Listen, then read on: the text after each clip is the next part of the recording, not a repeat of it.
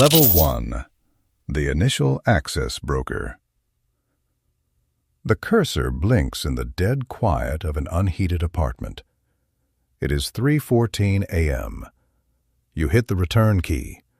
A script you barely understand executes against a server you don't care about, all for a payout of $400 in untraceable cryptocurrency.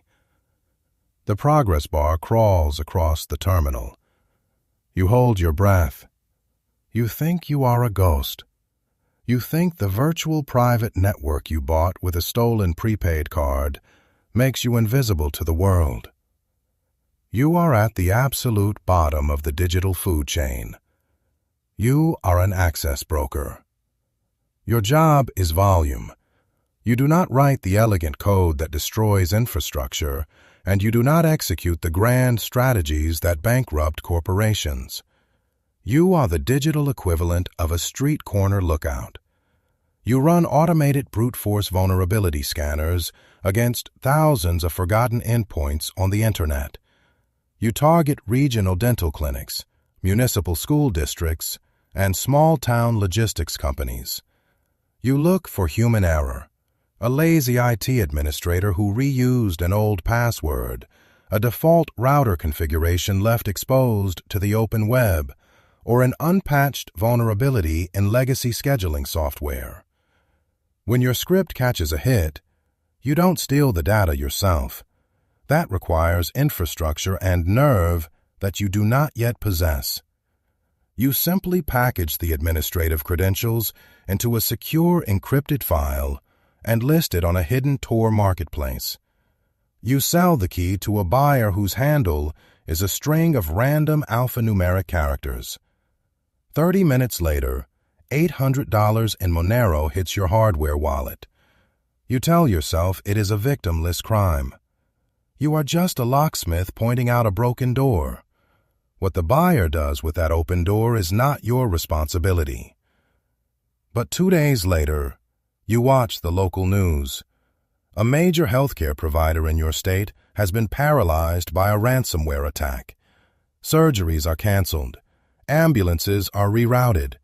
Patient records are encrypted by an unknown syndicate demanding millions. You recognize the target.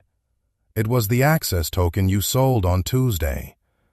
A cold knot of guilt forms in your stomach, but you force it down with sheer rationalization. If you hadn't found the vulnerability, someone else would have. You didn't pull the trigger. You just manufactured the bullet. You upgrade your hardware. You stop going to your college classes. The glow of the monitors becomes your entire reality. You are learning the first rule of this ecosystem. Innocence is a liability, and empathy does not pay rent. Level 2. The Exploit Developer. You no longer search for broken locks.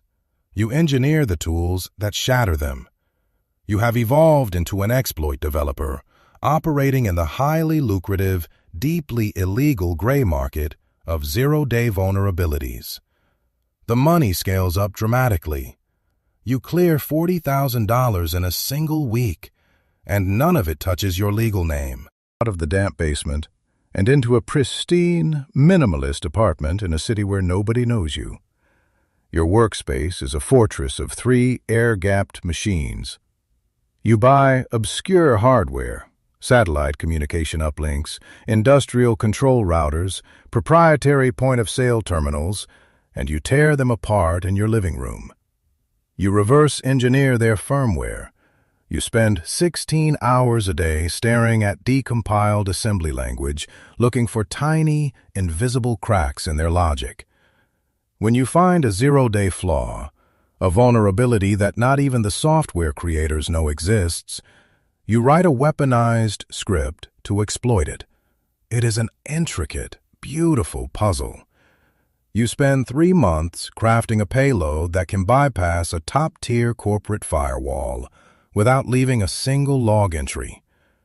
You sell the exploit to a boutique cybersecurity firm in Geneva for $250,000.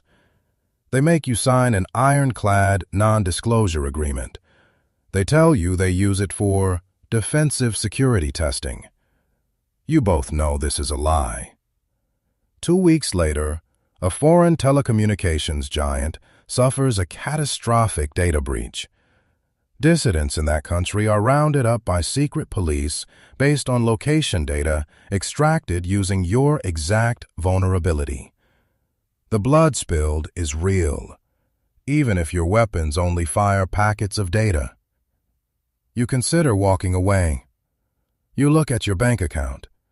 You look at the complex, elegant code compiling on your screen. The intellectual addiction is too strong. You tighten your security protocols. You start using burner identities for every transaction. You tape over every camera lens in your home. You run audio jammers in your own living room. You are no longer just a coder. You are a ghost, moving through the digital ether, leaving invisible landmines in your wake. Level 3. The Ransomware Syndicate. Architect. You are recruited. You no longer work alone in the dark. You are flown to a non-extradition country and walk into a brightly lit office building that looks indistinguishable from a Silicon Valley tech startup. There is a ping-pong table in the break room. There is a high-end espresso machine. There are 50 other people just like you, sitting behind rows of curved monitors. This is an organized ransomware syndicate. It operates with the ruthless efficiency of a Fortune 500 company. You have a formal title. You are an infrastructure navigator. You have managers, human resources, and monthly revenue quotas. You sit in morning stand-up meetings and discuss target acquisition strategies over catered pastries. The targets are massive now. Multinational healthcare providers, national oil pipelines, global shipping conglomerates. Your team breaches a major logistics network based in the Midwest. You lock their entire global system with military-grade encryption. You demand $14 million in Bitcoin to release the decryption key. You watch the live feed of the company's internal network traffic completely flatline. Supply chains freeze. Billions of dollars of perishable goods begin to rot in ports across the globe. You are holding the physical economy hostage from a swivel chair. When the company's insurance negotiators push back, your manager tells you to apply pressure. You systematically begin leaking the personal, unredacted emails of the company's board of directors to the public internet. You watch the corporate executives panic in real time. The moral lines you once drew for yourself are completely erased. You view corporations not as entities made of human beings, but as massive, bleeding attack surfaces. You learn to compartmentalize the horror of your actions, viewing the victims merely as leverage points in a high-stakes financial negotiation. The company eventually pays the ransom. Your cut is $2 million. You go to the pristine corporate bathroom, look at yourself in the mirror, and realize that the person looking back is a complete stranger. Level 4. The State-Sponsored Proxy. The syndicate is raided, not by the local police, but by men in unmarked tactical gear. You are black-bagged, thrown into an unmarked van, and flown to an undisclosed location. When the hood finally comes off, you are sitting in a sterile, concrete interrogation room. A man in a tailored charcoal suit slides a thick manila folder across the metal table. It contains every keystroke you've made for the last 5 years. It contains photographs of your mother buying groceries. He offers you a simple choice. Spend the rest of your life in a maximum security black site, or go to work for them. You choose to survive. You are relocated to a subterranean facility hidden beneath a mundane office park in Virginia. You are stripped of your criminal identity and given a security clearance that does not officially exist. You are no longer a criminal acting for profit. You are an advanced persistent threat, APT operator, acting on behalf of the state. Your targets are rival nations. Your mandate is strategic espionage. You are tasked with infiltrating the defense ministry of a hostile superpower. You do not use loud, messy ransomware.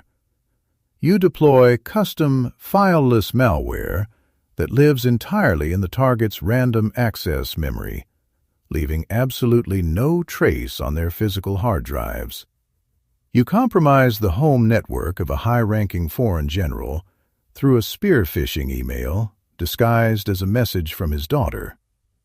You pivot from his home router to his secure phone, and from his phone into the air-gapped military intranet when he plugs it into his work terminal to charge.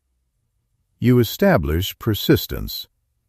You sit silently inside their highly classified network for 8 months.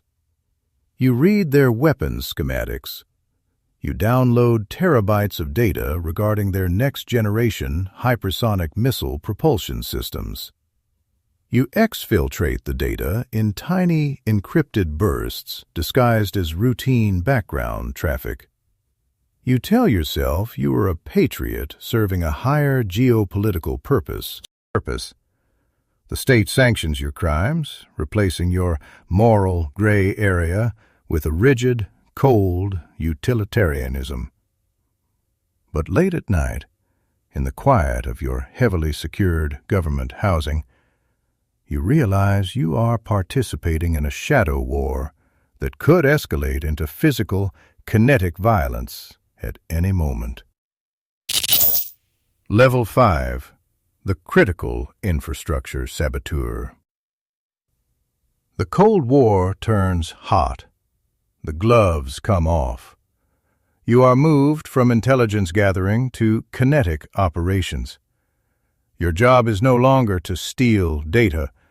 It is to cause catastrophic physical destruction. You cross the line from a spy to a saboteur. Tensions escalate in a disputed geopolitical region. The order comes down from the highest levels of the shadow government. Cripple the adversary's industrial capacity. You target a uranium enrichment facility in the Middle East. You deploy an impossibly complex logic bomb designed to target the specific programmable logic controllers that manage their nuclear centrifuges. You alter the code so the centrifuges spin slightly too fast, creating microscopic stress fractures in the metal, while simultaneously feeding perfectly stable, fabricated telemetry data back to the human operators in the control room. You sit in a dark room, halfway across the world, sipping black coffee, and watch the data roll in. Over the course of 3 weeks, 1,000 centrifuges violently tear themselves apart from the inside out. You have set their nuclear program back by a decade without a single boot on the ground. You have committed a direct act of war, but there are no explosions on your end, no casualties to process, no smoking guns. Plausible deniability is absolute. The psychological weight of this power fundamentally alters your worldview. You realize you can turn off a major city's lights with a keystroke. You can open the floodgates of a massive dam. You can alter the blood type records in a national hospital database, causing thousands of lethal transfusions. You are playing God with the physical infrastructure of modern civilization. The moral compromises are absolute. You know that when you take down a power grid in the middle of winter, the elderly freeze to death in their homes. The blood is on your hands, but it is invisible. The system has completely hollowed you out. Level 6. The Information Warfare Commander. You are promoted out of the dark rooms. You wear a bespoke suit now. You walk the halls of power, briefing intelligence directors and defense secretaries. You are an Information Warfare Commander. You no longer write code, you write doctrine. You manage budgets in the billions, overseeing dozens of APT groups, coordinating their efforts into a unified, devastating global strategy. Your battlefield shifts from machines to the human mind. It is no longer about finding software vulnerabilities. It is about manipulating human perception and controlling the global narrative. You authorize offensive operations that destabilize entire foreign economies. You plant false digital flags, leaving breadcrumbs that implicate a third-party nation in your own attacks to trigger proxy wars. You orchestrate massive, automated disinformation campaigns on social media. You use AI-driven botnets to manipulate foreign elections, amplify existing societal divisions, and tear apart the social fabric of rival nations from the inside out. You find their existing racial, economic, and political fractures, and you pour digital gasoline on them. You organize protests and counter-protests, directing angry crowds to the same physical location just to watch the violence erupt on the evening news. You realize that bullets and missiles are obsolete. The most effective way to destroy a nation is to make its citizens hate each other. You feel a profound, terrifying detachment from humanity. You view people not as individuals, but as predictable data points, easily manipulated inputs in a grand behavioral equation. You have hacked the human mind. The guilt that once plagued you is gone, replaced by a cynical, absolute superiority. Level 7. The Geopolitical Arbitrator. You transcend the standard military hierarchy. You occupy a shadowy, liminal space where the private sector, organized crime, and global intelligence agencies bleed together. You orchestrate your own disappearance from the public record. You become the director of a black budget consortium that exists entirely off the books, answering only to a select committee of the highest-ranking global oligarchs. You are the ultimate broker of digital violence. You hoard zero-day exploits like nuclear warheads. Independent hackers, criminal syndicates, and allied nations come to you to sell vulnerabilities. You stockpile these digital weapons in an ultra-secure, air-gapped vault. You possess the power to monitor the communications of any human being on Earth. You track the movements of foreign leaders, corporate CEOs, and dissidents. You use this information to blackmail, to coerce, and to unilaterally shape global policy. You control the underlying physical infrastructure of the Internet.